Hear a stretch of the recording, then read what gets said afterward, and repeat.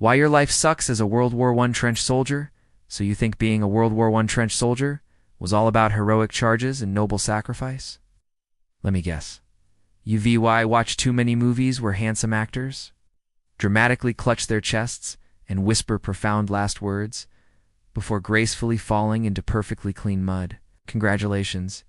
You've been lied to by Hollywood harder than a recruiting poster promising adventure and glory. The reality? You're about to spend the next few years living in what can only be described as a medieval sewer system, but with the added bonus of people actively trying to kill you with industrial-grade efficiency. By the way, if you enjoy learning the raw truth about history, consider subscribing for more. Welcome to your new 5-star accommodation. Think you know what rough living means because you've been camping? Cute. Your new home is a zigzagging ditch that's anywhere from 6 to 8 feet deep, carved into whatever godforsaken piece of European countryside your government decided was worth dying for this week. The walls are held up by whatever scraps of wood, corrugated iron, and pure hope your predecessors could scrounge together before a sniper turned them into yesterday's casualty report. The smell hits you first. Imagine a combination of unwashed bodies, rotting food, human waste, and death that's been marinating in stagnant water for months. It's not just a smell. It's a living entity that crawls into your nostrils and sets up permanent residence in your sinuses. You'll try breathing through your mouth, but that just means you're tasting it instead. There's no winning this game. Your bed is a ledge carved into the trench wall, maybe covered with a moldy blanket if you're lucky.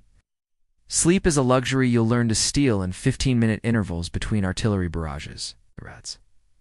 Oh, the rats are the size of small cats and have zero respect for personal space. They'll run across your face at night, and after the first week you'll stop caring, because at least they're warm.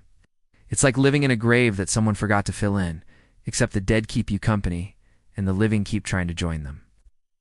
Hope you're not picky about your food, because your new diet consists of whatever the supply line managed to drag through miles of mud and enemy fire. Your staples are hardtack biscuits so tough they could stop a bullet, and many soldiers joked they were more useful as ammunition than food. These concrete blocks masquerading as bread require soaking in whatever liquid you can find, which is usually cold tea that tastes like it was filtered through a sock. Bully beef canned meat that's been sitting in a tin for God knows how long becomes your protein source. It has the texture of wet cardboard and the taste of salt mixed with despair. You will eat it cold because cooking fires are basically giant. Please shoot me signs for enemy snipers. The lucky ones get jammed to spread on their hardtack. But it's usually some nauseating combination of turnip and sugar that is about as appetizing as it sounds. Water, your drinking water, comes from shell holes, dead streams, and whatever collection system hasn't been contaminated by the latest gas attack. It's brown, it's questionable, and it's all you've got. You develop a sophisticated palate for distinguishing between water that's merely dirty and water that will actively kill you. It's like being a sommelier, but instead of wine, you're an expert in degrees of dysentery. The irony is that your mother spent years telling you to eat your vegetables. Now you'd to kill for a single carrot that is growing in soil fertilized by human remains. Your new social circle, forget about personal space. You're now living in closer quarters with other men than most married couples ever do. Your trench mates become your brothers, your enemies, and your entertainment all rolled into one. You'll know intimate details about their bodily functions, their family dramas, and their increasingly creative profanity within the first week. These relationships are forged in shared misery and sealed with mutual desperation. You will bond over discussing the philosophical implications of lice migration patterns and debate whether the rat you just saw was the same one from yesterday or its cousin. Mental stimulation comes from creating elaborate nicknames for the enemy machine. Gun nest that's been ruining your day, Wilhelmina's Widowmaker, or Fritz's Fun Factory. The psychological toll is something no one prepared you for. You'll watch friends disappear in artillery barrages, see men's minds snap like twigs under pressure, and discover that the human psyche has an impressive ability to normalize absolute insanity. Shell shock isn't just a medical condition. It's a reasonable response to living in an industrialized hellscape, where death comes in new and creative forms every day. It's like the world's worst roommate situation, except your roommates might die horrifically at any moment, and you're all stuck in a basement that's actively trying to kill you. The linguistic arts of war, you'll develop a vocabulary that would make a sailor blush and a poet weep. Military jargon becomes your second language, but it's seasoned with creative profanity that emerges from extreme stress and boredom. Going over the top isn't just a military term. It's a euphemism for walking toward machine guns in a way that would make Darwin question evolution. Your letters home become exercises in creative fiction. You quant. Tell your mother that you spent the morning picking shrapnel out of your best friend's chest. So instead, you write about the interesting weather and how you're keeping busy. The censors make sure nothing too honest gets through, because the truth might interfere with recruitment drives back home. The enemy becomes personified in your conversations. German soldiers aren't just the enemy, they're Jerry, Fritz, or Hun, depending on your mood and their recent attempts to kill you. This linguistic distancing helps maintain sanity when you're retrying to murder people who are probably just as miserable as you are. If you like content like this, don't forget to subscribe and join us for more unfiltered history. Entertainment and mental stimulation. Boredom is your constant companion, interrupted only by moments of absolute terror. ULL discovered that the human mind can find entertainment in the most mundane things when the alternative is contemplating your own mortality. Lice races become legitimate sporting events, complete with betting and commentary. You'll name individual rats and create elaborate backstories for them. Card games are played with decks so filthy and worn, they're held together by willpower and superstition. Gambling becomes a way to pass time and create the illusion that you have control over something, even if it's just whether the next artillery shell lands in your section or the one next door. Reading material is precious beyond gold. Single newspaper, even one that's weeks old, gets passed around until it falls apart. Books become communal property. Read aloud two groups of soldiers who hang on every word. Because fiction is the only escape from their reality that doesn't involve dying. Music happens through mouth organs and singing, but the songs evolve from patriotic marches to increasingly dark and sarcastic commentaries on your situation. Popular tunes get new lyrics that would never make it into any official songbook, but perfectly capture the absurdity of your existence. It's like being in the world's most depressing summer camp, except the counselors are trying to kill you, and the activities include dodging bullets and not dying of disease. The bureaucracy of death military hierarchy doesn't disappear. ULL learn to field strip your weapon blindfolded, because mechanical failure in combat is just inconvenient. It's a death sentence with your name on it. Weather becomes your enemy in ways you never imagined. Rain turns your trench into a muddy river. Snow makes everything harder to see and harder to shoot.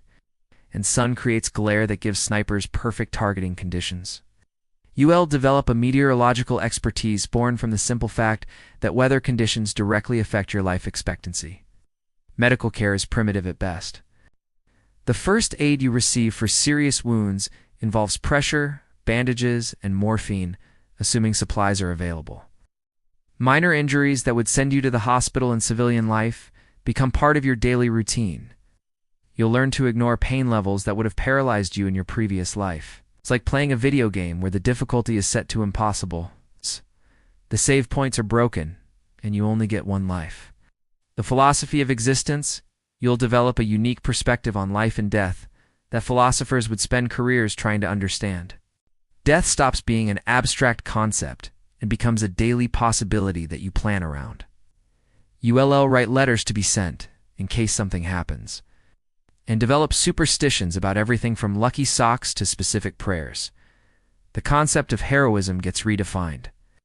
Heroes aren't the guys who charge machine gun nests. They re the ones who share their last cigarette or carry wounded friends to safety. Courage becomes less about fearlessness and more about continuing to function, despite being absolutely terrified. Your relationship with God becomes complicated.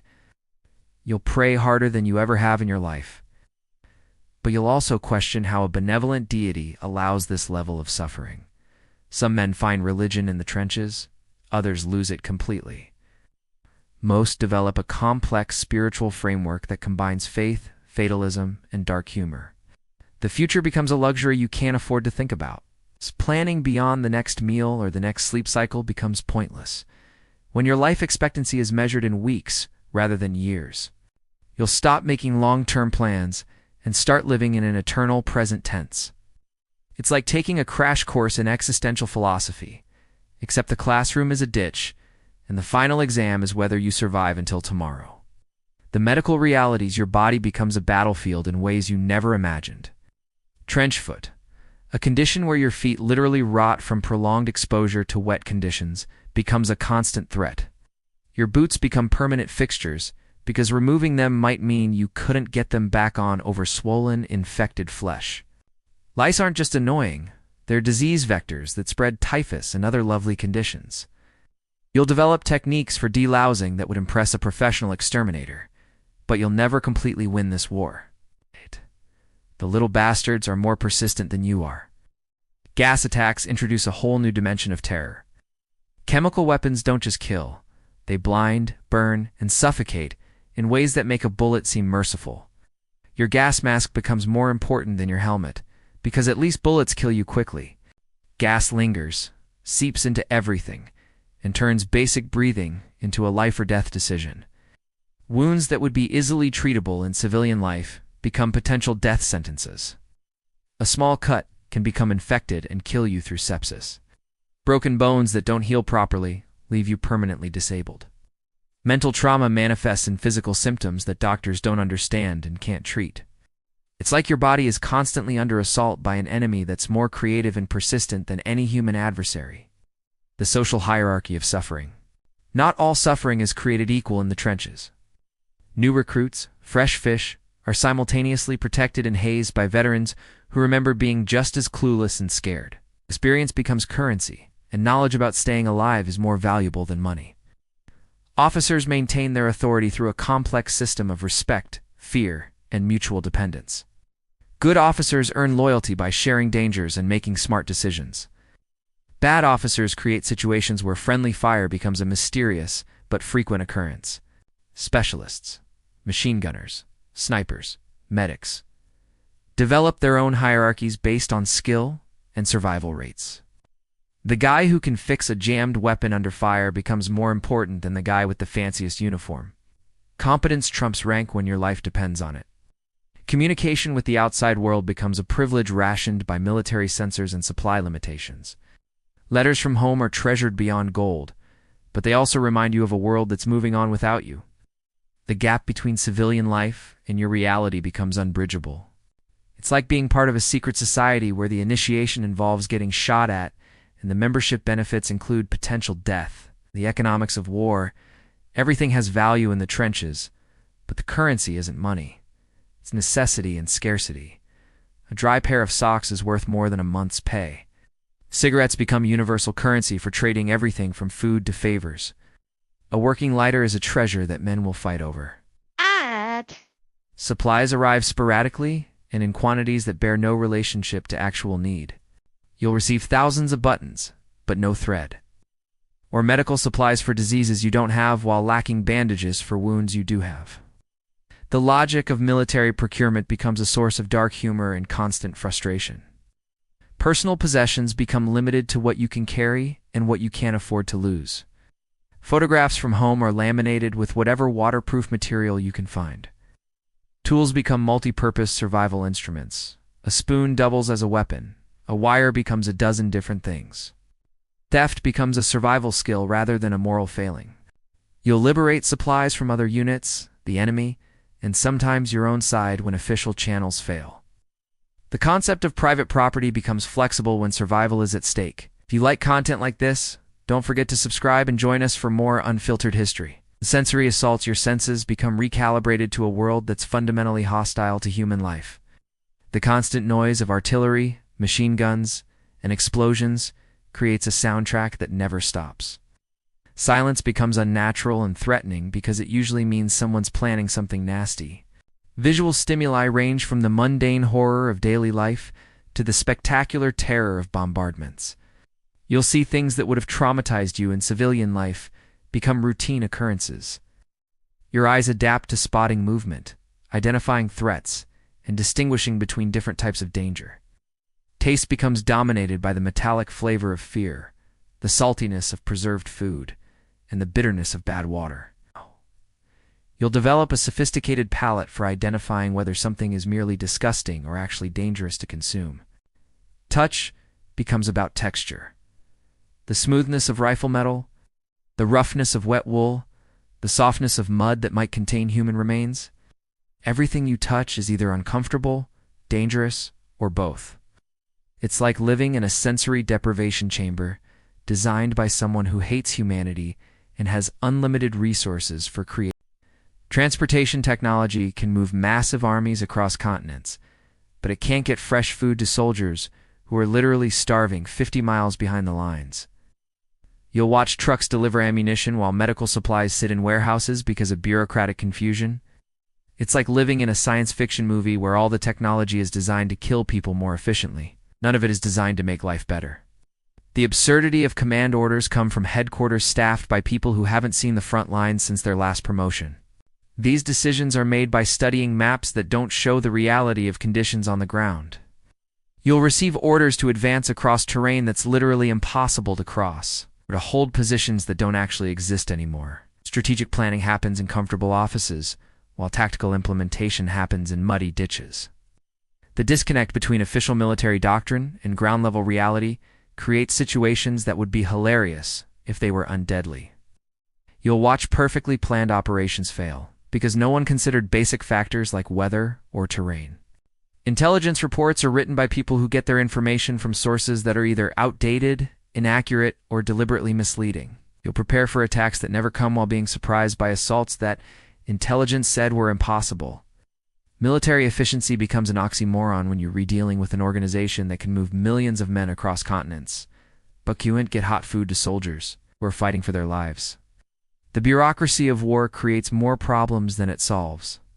It's like working for a company where the executives make decisions based on theoretical models, while the workers deal with practical reality, except the mistakes result in death rather than just lost productivity. The evolution of warfare, not just fighting a war, participating in the complete transformation of how humans kill each other. Traditional military tactics based on cavalry charges and linear formations become obsolete overnight. You'll watch generals try to apply 19th century strategies to 20th century weapons with predictably disastrous results. Weapons technology advances faster than tactical understanding. Machine guns make frontal assaults suicidal, but commanders keep ordering them anyway. Artillery becomes more accurate and deadly, but coordination between different units remains primitive. Chemical weapons introduce new forms of horror that no one is prepared to deal with. The concept of a front line becomes meaningless when artillery can reach targets miles behind supposed safety zones. Civilian populations become legitimate military targets for the first time in modern warfare. The distinction between combatants and non-combatants begins to blur. International law tries to keep up with military innovation, but it's always several steps behind. The Geneva Convention doesn't cover chemical weapons because no one imagined they would be used. New forms of warfare require new rules, but the rules are written by people who are undying from the weapons they trying to regulate. It's like being a beta tester for military technology, except the bugs in the system result in actual death rather than just frustrated users. The mythology versus reality popular culture has created a mythology around World War I that bears little resemblance to your actual experience. Poets write about the nobility of sacrifice while you trying to figure out how to dig a latrine that and collapse during the next artillery barrage. Newspapers back home describe heroic advances while you measuring progress in yards gained at the cost of hundreds of lives. The concept of going over the top gets romanticized as a moment of supreme courage. But the reality is that it is a mathematical calculation of how many men you can afford to lose for a tactical objective that might not even matter. Heroism becomes redefined as the ability to function while being absolutely terrified. Military decorations are awarded for actions that often seem random or meaningless to the people who survive them. You'll see men receive medals for surviving situations that killed their equally brave companions. The arbitrariness of recognition reflects the arbitrariness of survival. Memorial services and military funerals create rituals that make death seem meaningful and purposeful. But the reality is that most deaths are random, sudden, and meaningless. The ceremony is for the living, not the dead, and it helps maintain the illusion that all this suffering serves a greater purpose. It's like living in a reality show where the producers are trying to create dramatic narratives, but the actual participants are just trying to survive until tomorrow. The bitter truth about camaraderie, the bonds you form with your fellow soldiers, are unlike any relationship you'll ever have in civilian life. They're forged in shared terror, sealed with mutual dependence, and tested by extreme conditions that reveal character in ways that normal social interaction never could. These men become closer than family, because the only ones who understand what you're going through. But here's the catch. Most of these relationships end abruptly and violently. You'll watch your best friend die in ways that will haunt you forever. The men you trust with your life will disappear in artillery barrages, sniper attacks, or gas attacks that turn them into statistics in casualty reports. The emotional investment you make in these relationships becomes a source of constant grief. Survival guilt becomes a constant companion. You'll wonder why you lived when better men died, why your shell hole was safe when the one next to it wasn't, why you recovered from wounds that killed your friends. The randomness of death makes it impossible to develop a coherent narrative about justice or fairness. New replacements arrive to fill the gaps left by dead friends. But you'll find yourself reluctant to form new bonds because you know how they're likely to end. The emotional self-defense mechanism of not getting too close to people conflicts with the survival necessity of teamwork and mutual support.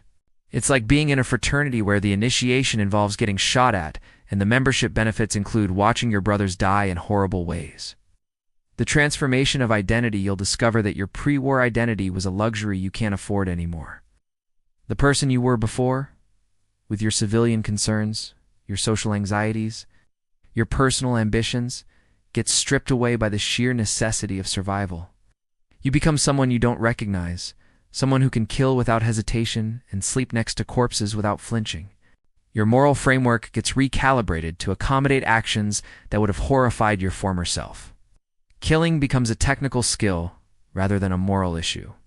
Theft becomes resource acquisition. Lying becomes operational security.